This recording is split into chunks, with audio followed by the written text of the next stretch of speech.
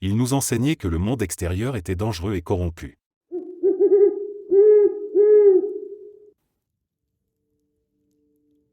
J'ai toujours cru que la vie suivait un cours prévisible, que les jours s'enchaînaient avec une certaine monotonie rassurante. Mais tout a changé une nuit d'été. Cette nuit où mon existence a basculé dans un cauchemar sans fin.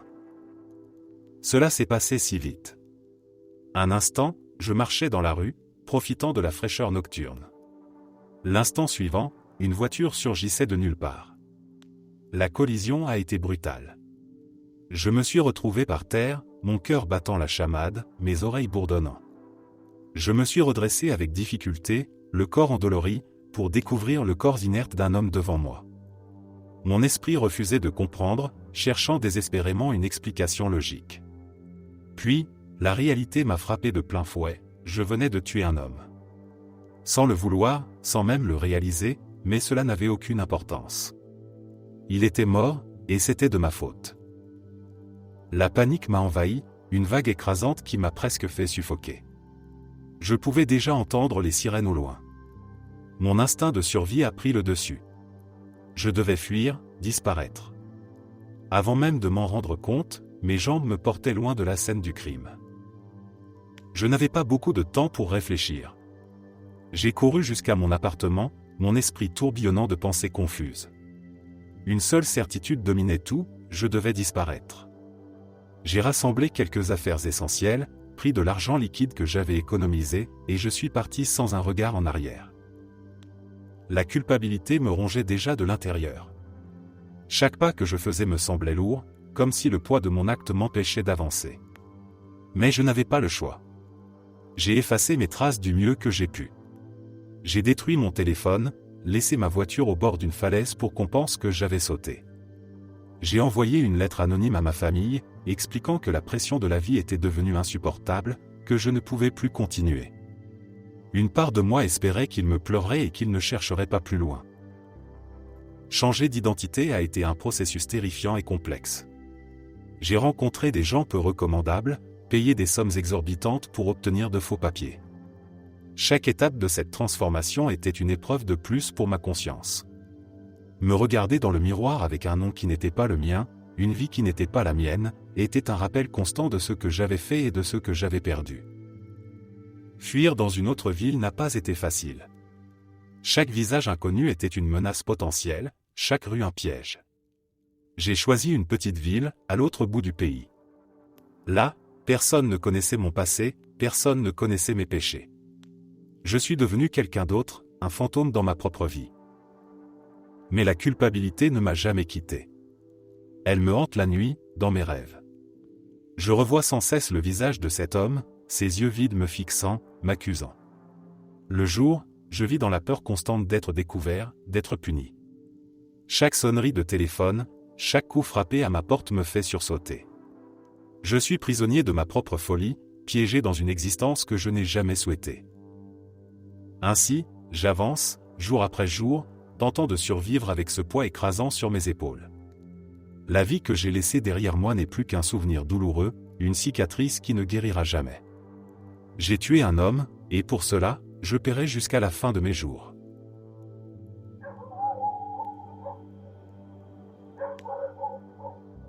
Je n'ai pas simulé ma mort pour repartir à zéro, j'ai juste déménagé.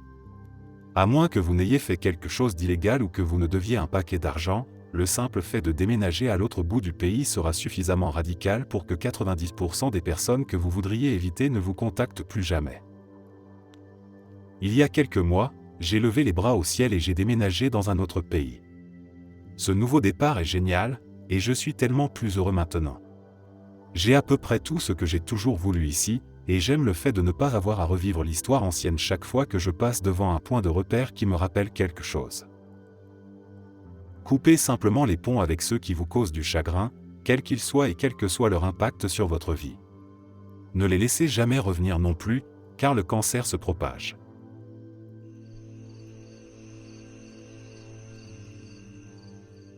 Il y a 4 ans, après avoir terminé le lycée, j'ai commencé à aller à l'université, mais ma famille a connu une crise financière. J'ai dû quitter l'université, je n'ai pas pu trouver de travail, parce que le pays où je vis est pourri, et mes parents ont commencé à me dire que je devais travailler pour rester, mais ils ne savaient pas que j'essayais très fort de trouver un emploi, mais c'était impossible. Après quelques mois, un de mes amis qui vit en Finlande est revenu à la maison et nous avons parlé. Il m'a dit pourquoi tu ne viendrais pas avec moi là-bas pour prendre un nouveau départ. J'ai répondu oui tout de suite. Je suis donc parti en Finlande où mon ami avait une entreprise de construction. J'ai donc commencé à travailler immédiatement, j'étais bien payé, je gagnais bien ma vie. J'ai aussi commencé à prendre des leçons pour apprendre le finnois, cette langue est tellement difficile. Les choses allaient bien jusqu'à ce qu'un soir, c'était samedi soir et nous sommes allés à une fête avec quelques filles et mon ami qui s'amusait bien. À un moment j'ai perdu mon ami et une des filles m'a dit qu'il était dehors. Quand je suis sorti, 3 gars étaient en train de le tabasser, alors j'ai attrapé une bouteille de bière et j'en ai frappé un à la tête et ensuite j'ai commencé à frapper l'autre, alors la bagarre s'est arrêtée. Nous allions tous les deux bien mais nous avions quelques bleus. La police est arrivée et m'a emmené au poste. Comme je n'étais toujours pas un résident finlandais, ils m'ont renvoyé chez moi et ne m'ont pas autorisé à entrer dans leur pays pendant 5 ans.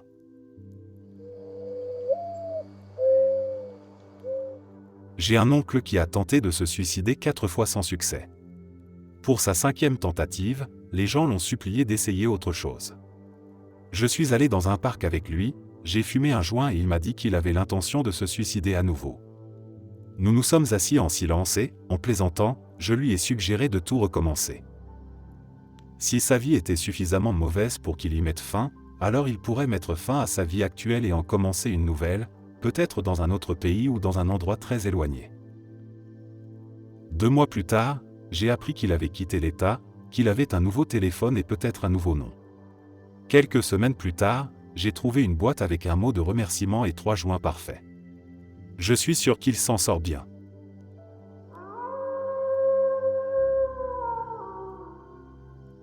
J'avais une harceleuse qui était obsédée par moi. Elle harcelait toutes les filles que je rencontrais et menaçait régulièrement de se suicider. Elle m'envoyait des photos d'elle avec des coupures dans ses bras et disait que c'était à cause de moi. Elle appelait mes amis et ma famille pour leur dire qu'on sortait ensemble, mais que j'étais abusif envers elle. J'ai fini par devoir m'éloigner, car toute autre attitude aurait perpétué le cycle. J'ai dû appeler la police à plusieurs reprises parce qu'elle continuait à harceler toutes les personnes avec qui je sortais. Elle avait beaucoup d'amis et c'est une petite ville. J'ai finalement décidé de quitter la ville à cause de cette personne.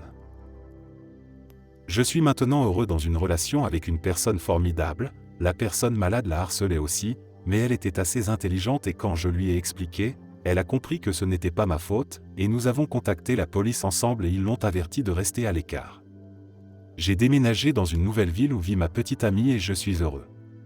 Mais je regarde toujours par-dessus mon épaule, je pense honnêtement qu'un jour cette folle essaiera de me faire du mal. Elle est malade et obsédée. Je suis vraiment inquiet. Mais les flics n'en ont rien à faire si c'est un gars qui se plaint de harcèlement. Je mets des centaines de kilomètres entre nous et je ne partage rien en ligne sur l'endroit où je suis ou ce que je fais et tout est privé.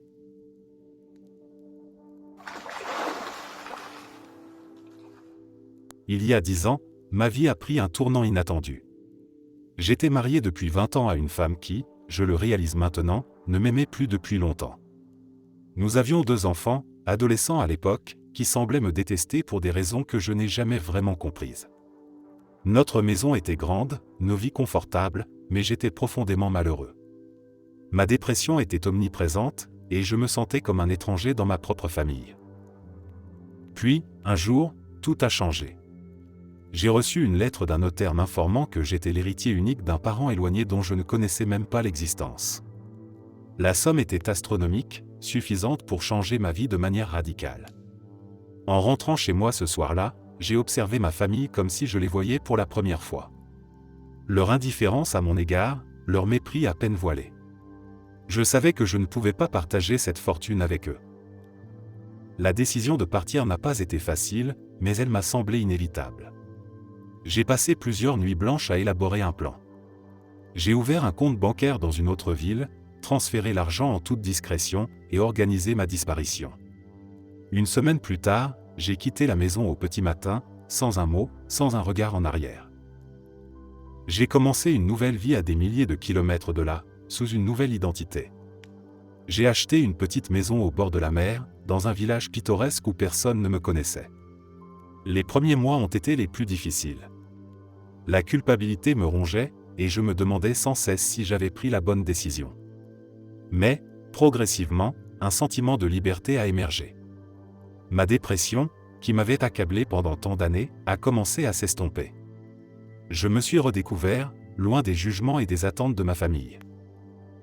Aujourd'hui, je vis une vie simple mais paisible.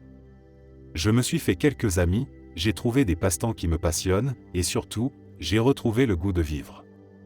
Il m'arrive de penser à ma famille, de me demander comment ils ont réagi à ma disparition, s'ils ont cherché à me retrouver. Mais ces pensées ne m'obsèdent plus. Je sais que je ne les reverrai jamais, et c'est mieux ainsi. J'éprouve une tristesse profonde d'avoir dû en arriver là, de ne pas avoir réussi à créer une famille aimante et unie. Mais je sais aussi que, sans ce départ, je n'aurais jamais trouvé la paix intérieure que je connais aujourd'hui. La vie est étrange et imprévisible, et parfois, il faut tout perdre pour se retrouver soi-même.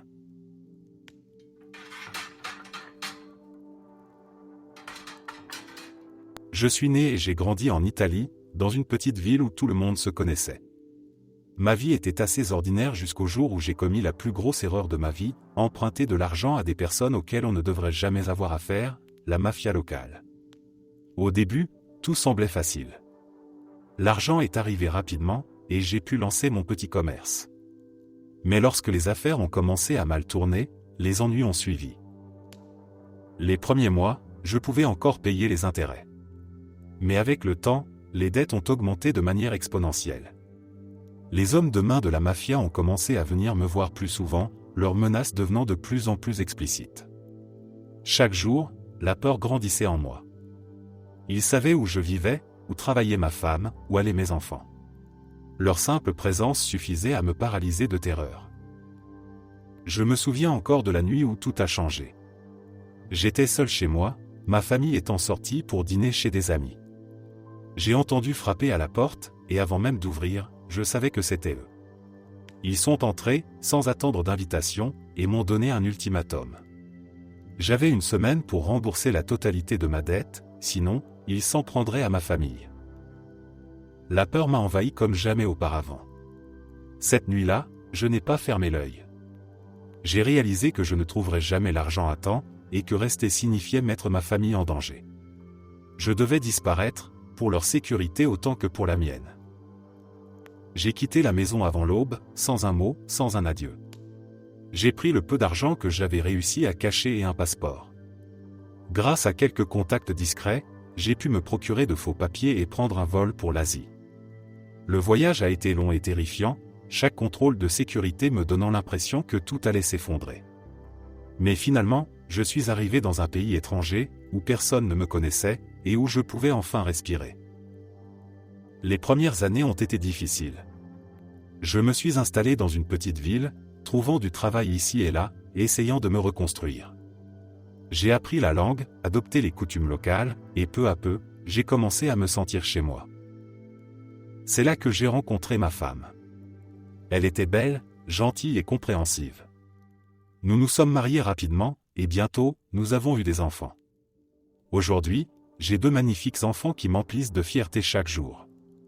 Ils ne savent rien de mon passé, de la vie que j'ai laissée derrière moi. La peur qui m'habitait autrefois a presque disparu. Il y a encore des nuits où je fais des cauchemars, où je revois les visages de ces hommes qui me hantaient. Mais la majorité du temps, je vis une vie paisible et heureuse.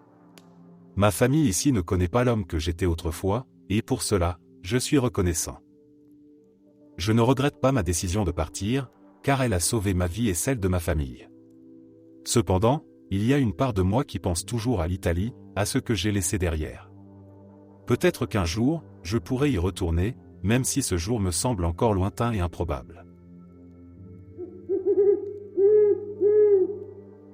Je suis bipolaire. J'ai parcouru tout le pays en essayant de me réinventer à plusieurs reprises.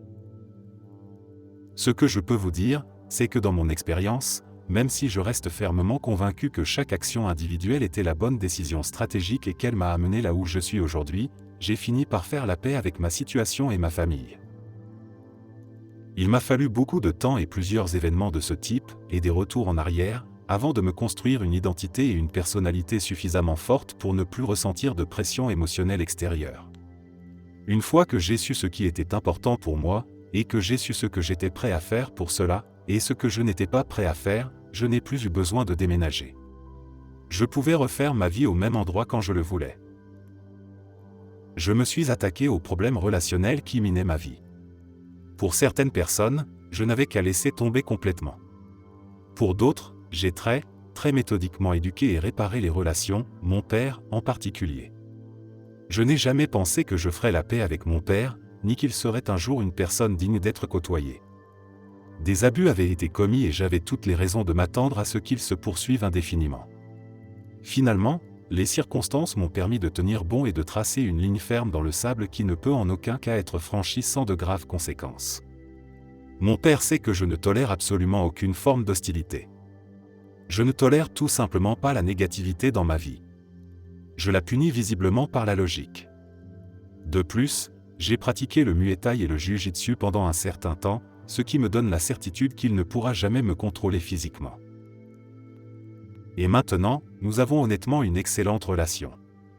Nous sommes amis. Nous parlons de tout et nous sourions tout le temps. J'attends toujours qu'il craque, mais cela ne s'est pas produit depuis longtemps. J'ai réussi à me construire une nouvelle vie dans un nouvel endroit, mais avec les mêmes personnes. Je sais que cela ne fonctionne pas dans toutes les situations, mais j'encourage tous ceux qui cherchent à se réinventer à considérer que des choses comme les noms et les amis ne font pas réellement partie de votre identité interne. Les stratégies que vous employez pour répondre au monde qui vous entoure sont la meilleure définition de votre identité. Elles sont simples, ce sont des algorithmes, elles peuvent être apprises et améliorées.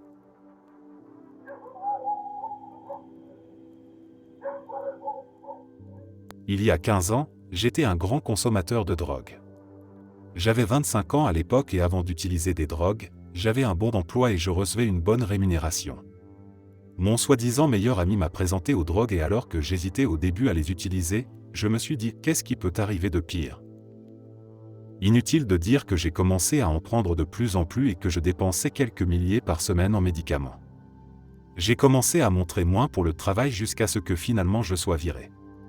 J'avais de l'argent en réserve, donc je n'étais pas trop inquiète au début jusqu'à ce que ma dépendance prenne la plupart de cet argent. Comme j'utilisais toujours le même dealer et que je lui avais déjà donné 1000 pesos, il m'a dit que j'avais un bon crédit avec lui et qu'il me donnerait des médicaments mais que je devais le payer chaque semaine. Nous avons donc fait cela et ça a fonctionné pendant un certain temps jusqu'à ce que je ne puisse plus le payer chaque semaine. J'ai commencé à lui devoir de plus en plus jusqu'à ce qu'il me dise qu'il ne pouvait plus me donner tant que je n'avais pas d'argent sur moi et qu'il ne pouvait pas le payer. Un jour, j'étais vraiment désespéré et je suis entré chez lui tard dans la nuit. Je savais qu'il avait des armes, alors j'ai pris soin de ne pas le réveiller quand je me suis introduit. Une fois à l'intérieur, j'ai attrapé une batte de baseball qu'il avait et j'ai commencé à le frapper avec. Je l'ai laissé dans un état assez mauvais et j'ai pris son argent et des médicaments que j'ai trouvés. À l'époque, je ne savais pas qu'il était avec un cartel, alors j'ai volé le cartel. Ils ont commencé à me chercher et la rumeur dans la rue disait qu'ils voulaient me tuer. Alors avec l'argent que j'ai volé au dealer, j'ai décidé que la meilleure chose à faire était de fuir aux USA. Je n'en ai parlé à personne, j'ai décidé de me rendre à Tijuana et de trouver un coyote qui pourrait me dépasser. 7 jours plus tard, j'étais déjà aux États-Unis. J'ai tout laissé à la maison, ma famille, mes amis, des souvenirs mais surtout ma dépendance. Quand j'ai fait le choix de quitter le pays, je me suis dit que je ne prendrais plus de drogue puisque ma vie est devenue hors de contrôle depuis que j'ai commencé à prendre des drogues. Donc oui, ça fait 15 ans qu'on est clean. J'ai un bon travail et une bonne famille ici. Je suis probablement un homme recherché par le cartel au Mexique.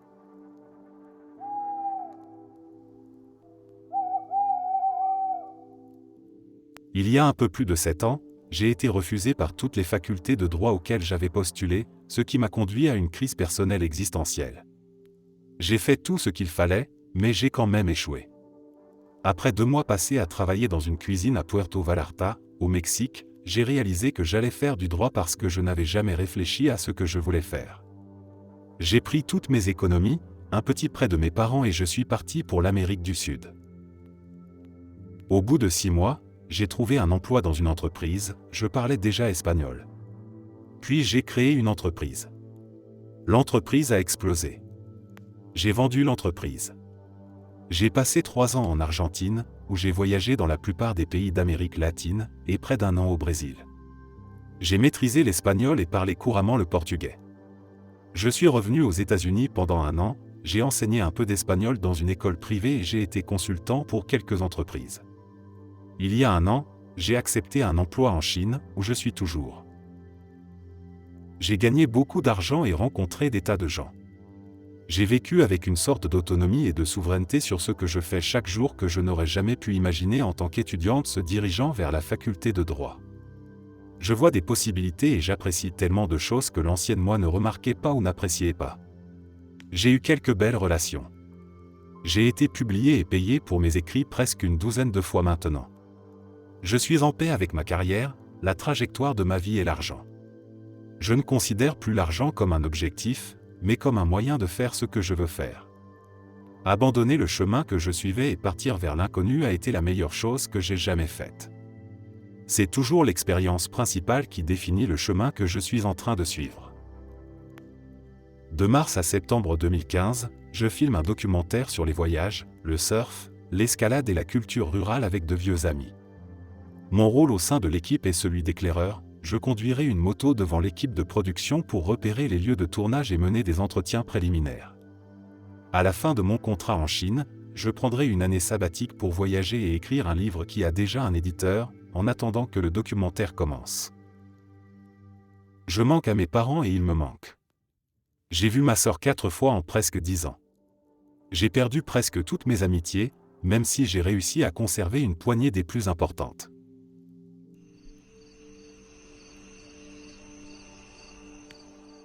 Je suis un enfant riche né dans le luxe et les privilèges qui a grandi dans l'une des plus grandes villes de l'Amérique.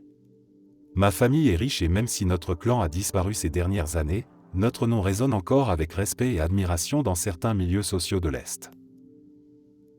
Cependant, je n'ai jamais été heureux avec ma vie.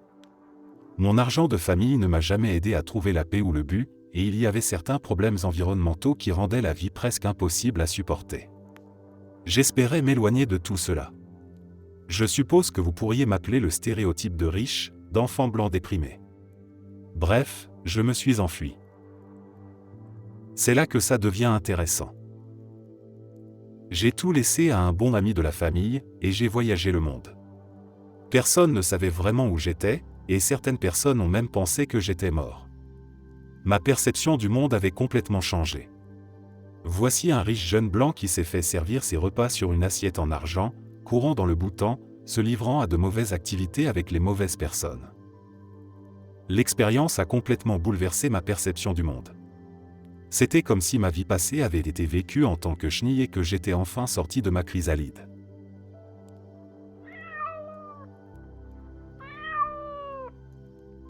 Mes parents étaient physiquement et émotionnellement violents et contrôlants.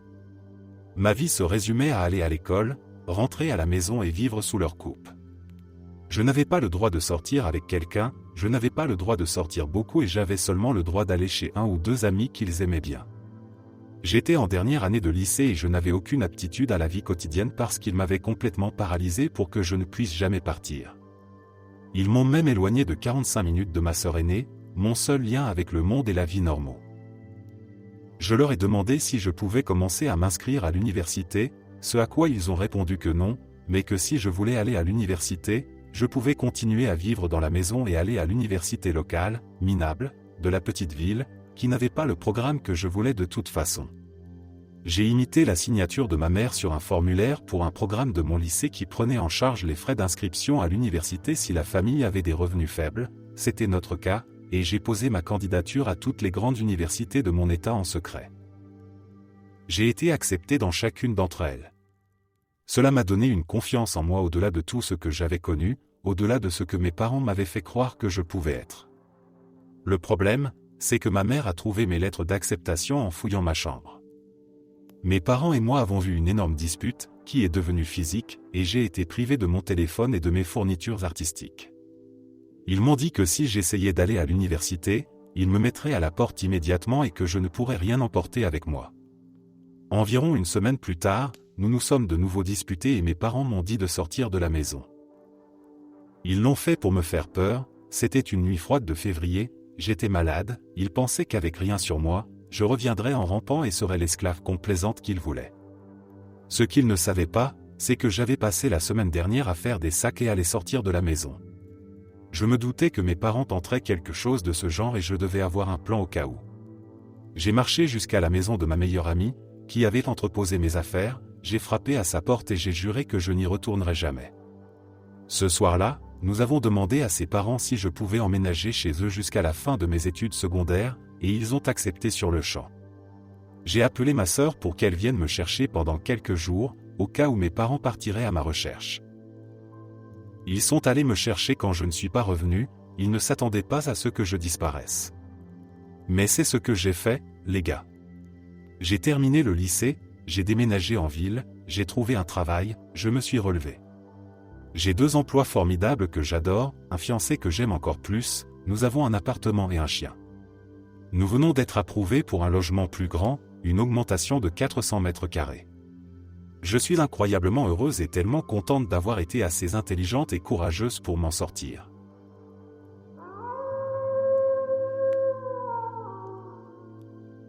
Mes parents ont divorcé quand j'étais petite. Ma mère me battait parce qu'elle détestait mon père et mon père me manipulait parce qu'il détestait ma mère. À 19 ans, j'ai été chassé de la maison parce que mon père n'avait plus envie de s'occuper de moi. Il savait que les parents de ma meilleure amie me recueilleraient, alors il m'a confié à eux. J'ai vécu avec les parents de ma meilleure amie pendant 2 ans. Je les appelle maman et papa. Ils sont ma vraie famille. J'ai déménagé il y a 7 mois pour vivre seul. Maman et papa savent où j'habite. Mes parents biologiques ne le savent pas. Je ne veux pas que mes parents biologiques le sachent non plus. Ils ont mon numéro de téléphone et c'est tout.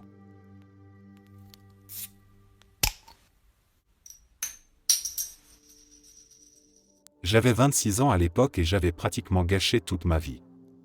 Je n'ai jamais eu de véritable relation, je n'ai jamais gardé un emploi plus de quelques mois, avec de nombreux mois années entre les emplois, j'ai pratiquement vécu ma vie dans ma chambre sur Internet. Un parent est décédé et j'ai reçu une belle somme d'argent. J'y ai vu ma dernière chance d'essayer de faire quelque chose de ma vie. C'était ça ou me suicider, c'était aussi sérieux que ça. Je suis donc parti en Australie. J'avais besoin de m'éloigner de tout, surtout de ma famille, car je n'avais pas vraiment d'amis. J'ai fini par m'installer avec une fille, je me suis marié, j'ai trouvé un bon travail et j'ai eu un bébé. Pendant les 2 premières années de mon absence, je n'ai eu aucun contact avec les personnes de mon ancienne vie. Au bout d'un certain temps, je me sentais tellement mal de ne pas être entré en contact avec eux que je n'avais plus envie de le faire. Mais lorsque mon enfant est né, j'ai dû le faire savoir à ma famille, et à partir de là, j'ai commencé à me sentir mieux. Cela fait maintenant plus de 6 ans que je suis parti, j'ai fini par divorcer cette salope folle il y a quelques années, je suis revenu rendre visite à ma famille 2 ou 3 fois depuis, et j'ai emmené mon enfant la dernière fois. Je suis toujours en Australie, j'ai la garde partagée 50-50 de mon enfant, j'ai toujours un bon travail, j'ai obtenu ma nationalité et j'ai une vie stable. Je n'ai toujours pas de vrais amis, les vacances et les anniversaires sont difficiles à vivre quand on est totalement seul. Mais je suppose que c'est mieux que d'être mort.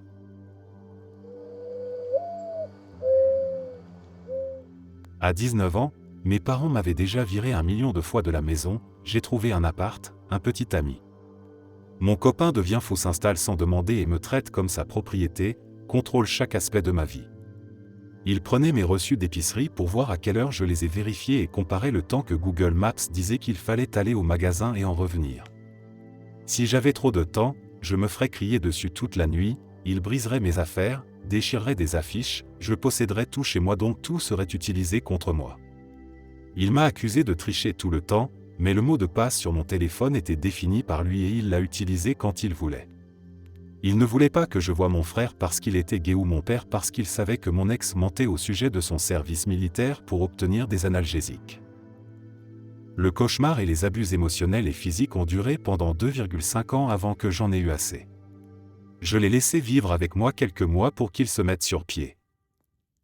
Le jour où je lui ai dit de partir, il m'a calmement apporté mon téléphone et m'a dit « Tu dois appeler certaines personnes, parce que je vais te tuer aujourd'hui. » Quelques mois avant qu'il ne se fâche une nuit et me traîne dans un sombre allée derrière mon appartement, il a mis une couverture autour de mes épaules et un pistolet sur ma tête, donc je l'ai cru. Il se promenait dans ma cour et à l'intérieur de mon appartement, je me suis caché dans la salle de bain, il n'arrêtait pas de dire « je vais la tuer. Elle va se teindre. C'est ça ? Elle ne peut pas faire ça. Je vais la tuer. » J'ai envoyé un message à son meilleur ami et lui ai dit que j'avais peur. Son meilleur ami a amené 3 gros mecs et l'a sorti de ma maison. Depuis ce jour je suis parti et j'ai complètement redémarré ma vie avec le seul lien à cet état étant mon père. J'ai toujours peur qu'il vienne me trouver, j'ai économisé pendant un moment pour retourner dans l'Est où se trouve ma maison, mais les choses ont beaucoup mieux été pour moi.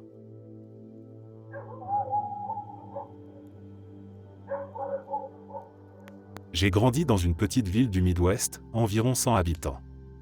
J'ai obtenu mon diplôme universitaire et je suis rentré chez moi pour économiser de l'argent en vue d'un travail de grand garçon. Je pensais vouloir vivre dans la région où j'ai grandi, mais au bout de 3 mois, je les détestais. Même personne, même conversation, etc. J'ai fini par décrocher un emploi et j'ai déménagé à Portland pendant quelques mois, puis à Chicago. Le travail m'a fourni un téléphone portable et j'ai donc changé de numéro. J'ai créé mes comptes de réseaux sociaux sous un autre nom et j'en ai informé quelques amis et ma famille afin de pouvoir suivre mes neveux et de voir des photos d'eux. J'y retourne environ 1 ou 2 fois par an, et lorsque j'y retourne, je ne quitte pas la maison. J'ai vu plus de choses que je ne pouvais même pas imaginer chez moi, dans cette petite ville. Dans une ville comme Chicago, vous êtes déjà un fantôme et personne ne vous connaît vraiment, ne connaît votre vie, etc. Certaines personnes pensent qu'on se sent seul, mais c'est tout le contraire. Personne ne fait attention à vous et vous pouvez donc mener votre propre style de vie. Je rencontre de nouvelles personnes tous les jours et je peux choisir qui je fréquente, au lieu d'être coincé avec les mêmes personnes jour après jour. De plus, avec une population plus importante, le pourcentage de personnes partageant les mêmes intérêts est plus élevé.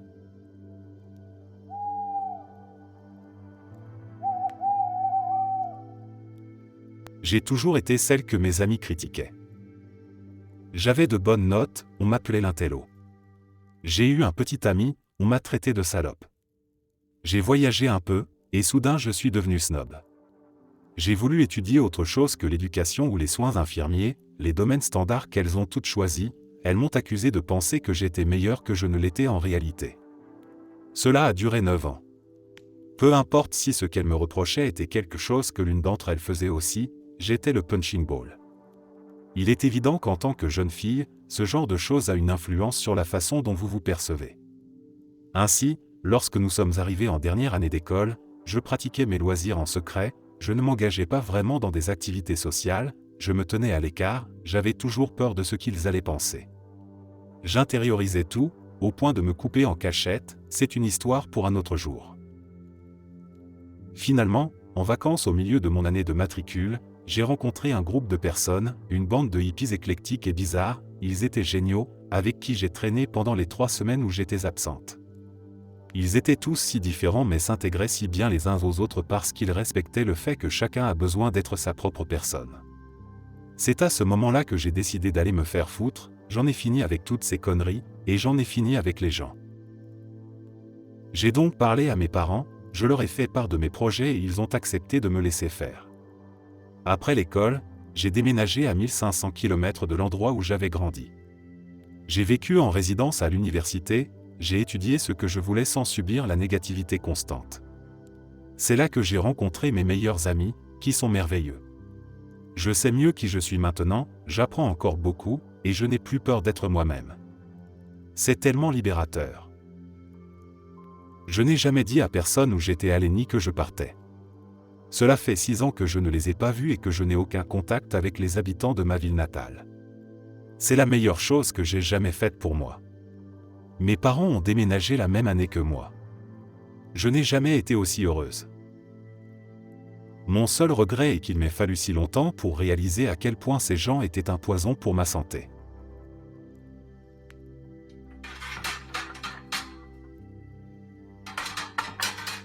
J'ai commencé une nouvelle vie il y a presque 10 ans. J'ai grandi dans une famille qui n'était pas très unie.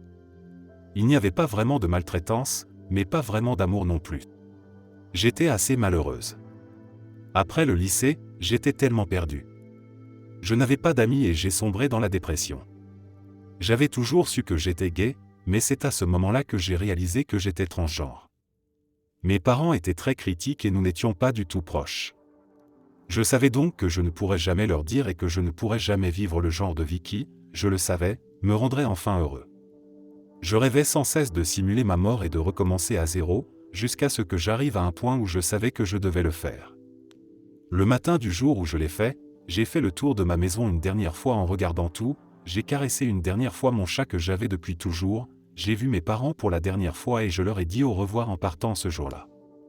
Je ne veux pas rentrer dans les détails de la façon dont j'ai simulé ma mort, mais je l'ai fait de manière à ce qu'il n'y ait pas besoin de trouver un corps. Tout ce que j'avais, c'était une enveloppe pleine d'argent et une photo dont je savais que personne ne se rendrait compte qu'elle avait disparu.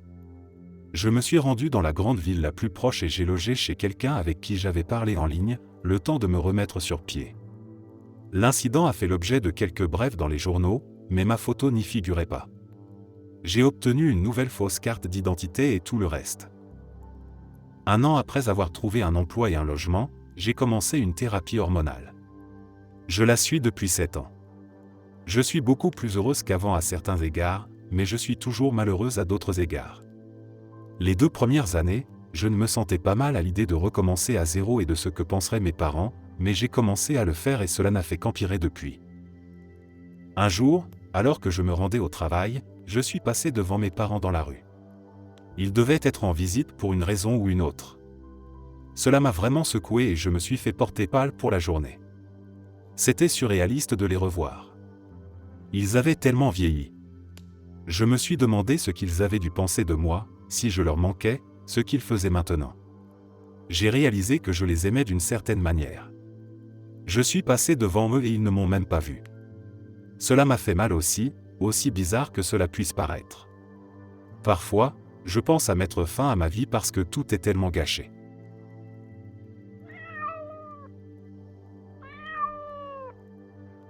Mon copain et moi étions de très mauvais héroïnomanes. Il était en désintox et se soignait quand j'ai fait une overdose. Mon cœur s'est arrêté, j'ai encore de vrais problèmes de mémoire à ce jour. Il est rentré directement chez lui et nous avons utilisé le téléphone. Nous vivions chez mes parents, et nous avons littéralement tout emballé et déménagé. 3 ans plus tard, nous avons un bébé et sommes sous méthadone dans une clinique. Je n'ai pas parlé à mes amis ou leur ai dit, parce qu'ils étaient tous des addicts. Finalement je leur ai parlé il y a environ 5 mois et ils m'ont dit que la rumeur était que j'étais morte d'une overdose et que mon petit ami était en prison pour des accusations de drogue et que mes parents venaient de déménager dans la ville voisine.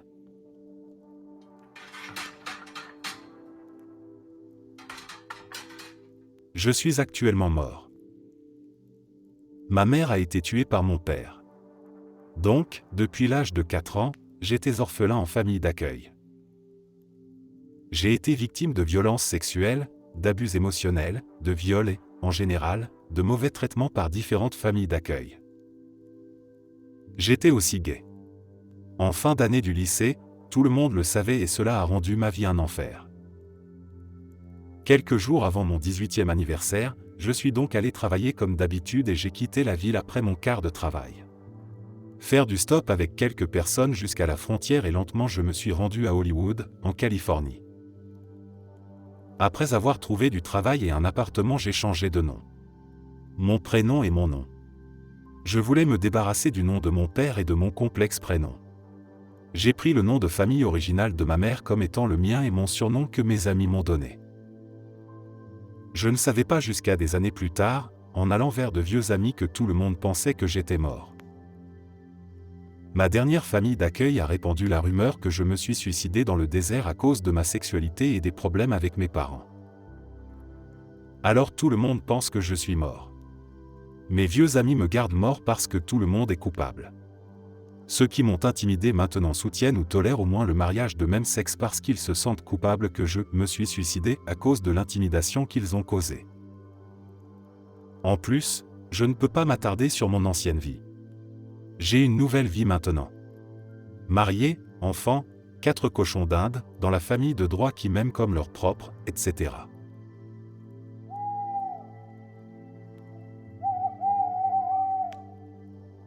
J'étais un énorme héroïnomane dans mon ancienne vie, alors je suppose qu'il est possible que les gens pensent que je suis mort ou en prison. Merde, j'ai eu de la chance de ne pas l'être. Lorsque j'ai voulu changer de vie, j'ai déménagé à quelques centaines de kilomètres et j'ai coupé les ponts avec tout le monde, à l'exception de ma famille. C'est beaucoup plus facile de rester clean en vivant dans un endroit où il n'y a pas beaucoup de consommateurs. Je suis également dans une nouvelle université. Dans l'ensemble, c'est plutôt bien, j'ai une vie tranquille et productive, pas beaucoup de relations sociales mais j'ai des gens que je peux appeler si je ressens le besoin de ne pas être seul. La solitude est un problème, mais j'essaie de me rappeler que c'est mieux que de vivre comme avant et de m'isoler avec un comportement erratique. Dans l'ensemble, je suis donc assez satisfait de ce nouveau départ.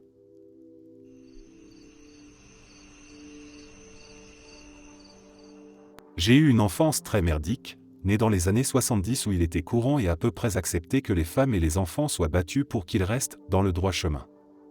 J'ai quitté la maison à 18 ans et j'ai fait des études.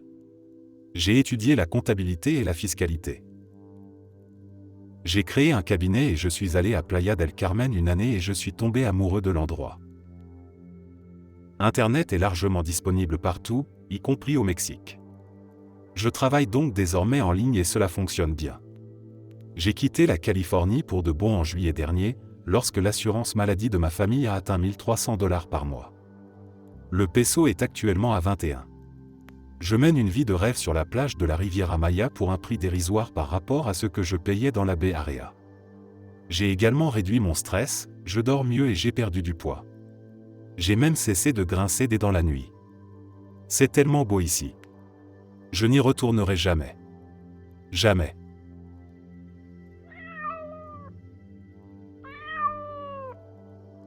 À l'âge de 15 ans, ma mère m'a déposé dans un foyer pour sans-abri, après quoi j'ai vécu avec un ami jusqu'à l'âge de 18 ans.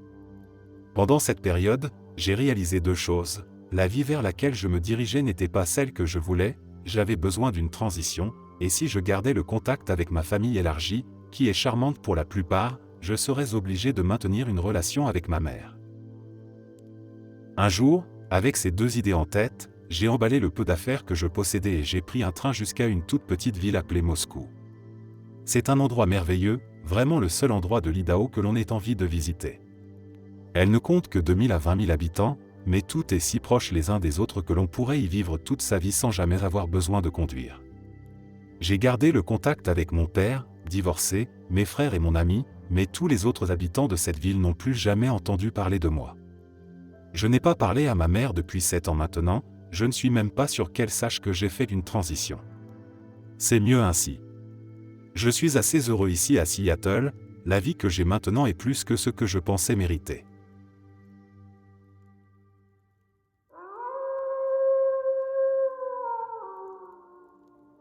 Mon histoire commence dans une petite communauté, mais ce n'était pas une communauté ordinaire. J'ai grandi dans une secte. Depuis mon plus jeune âge, j'étais traité comme un esclave. Chaque jour était une répétition des mêmes tâches ingrates et épuisantes. Je devais nettoyer, cuisiner, cultiver les champs, et tout cela sans la moindre reconnaissance. On me réveillait à l'aube pour commencer ma journée, et je n'avais droit qu'à quelques heures de sommeil sur un matelas pourri, posé à même le sol dans une pièce froide et humide. Les dirigeants de la secte contrôlaient chaque aspect de ma vie. Ils nous enseignaient que le monde extérieur était dangereux et corrompu, et que nous devions rester à l'intérieur de la communauté pour être en sécurité. Les punitions pour la moindre désobéissance étaient sévères. Les coups de bâton, les privations de nourriture, et l'isolement étaient courants. Je n'avais jamais connu autre chose et, pendant longtemps, je croyais que c'était ma vie et mon destin. Un jour, quelque chose a changé. J'avais toujours entendu des rumeurs parmi les autres membres, des histoires chuchotées de ceux qui avaient réussi à s'échapper et à trouver une vie meilleure. Une étincelle de curiosité et d'espoir a commencé à grandir en moi. J'ai commencé à rêver de liberté, de découvrir le monde par moi-même. Le soir où j'ai décidé de m'échapper est gravé dans ma mémoire. J'avais planifié soigneusement mon évasion pendant des mois. J'avais observé les gardes, noté leurs rondes et identifié une fenêtre d'opportunité. Une nuit, j'ai ramassé le peu de possessions que j'avais, une vieille veste, quelques morceaux de pain et une bouteille d'eau. J'ai attendu que tout le monde soit endormi, puis je me suis glissé hors de ma pièce. Mon cœur battait à tout rompre, chaque craquement du plancher résonnant dans mes oreilles comme un coup de tonnerre. Je suis passé par une fenêtre à l'arrière du bâtiment principal, profitant de l'obscurité pour me faufiler jusqu'à la clôture. Heureusement, il y avait un endroit où la clôture était légèrement endommagée, ce qui m'a permis de ramper en dessous. Une fois de l'autre côté, j'ai couru, sans me retourner, sans m'arrêter, jusqu'à ce que mes poumons brûlent et que mes jambes ne puissent plus me porter. Le chemin vers la liberté n'a pas été facile. J'ai erré pendant des jours, vivant de ce que je pouvais trouver, avant de finalement atteindre une petite ville.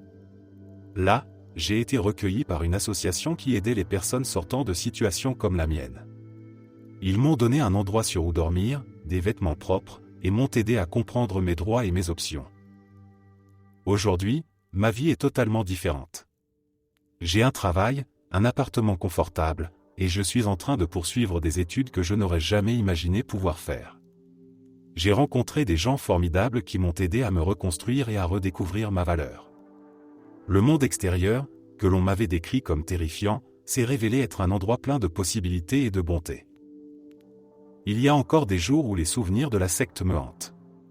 Les cauchemars, les flashbacks, c'est un combat constant. Mais chaque matin, je me réveille dans mon propre lit, avec la liberté de choisir ma vie, et cela me donne la force de continuer. Merci d'être resté jusqu'à la fin. N'oubliez pas d'aimer la vidéo, de vous abonner et de partager vos propres histoires en commentaire. On se retrouve demain à la même heure devant ce feu.